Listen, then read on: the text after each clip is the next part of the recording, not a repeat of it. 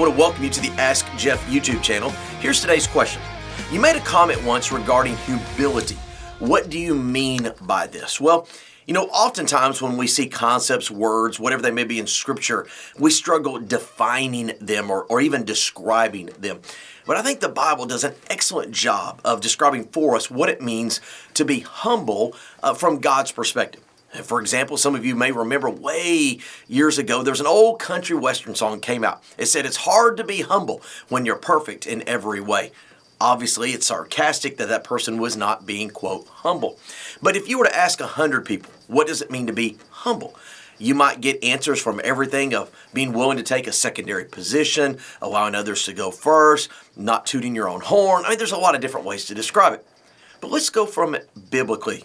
In the book of Philippians, chapter 2, it says that Jesus Christ displayed humility by shedding the adoration of heaven and dwelling among humanity, being willing to be in the form of a servant. So humility, I believe biblically, is allowing yourself or being willing to put yourself in a position that you don't have to be in, but you're willing to be in so that others would be honored or served by you doing so.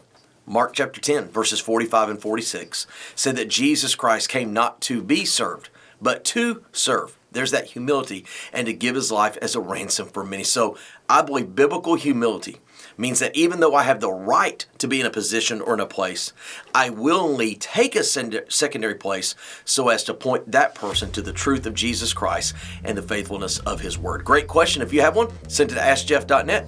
Maybe your question will be tomorrow's.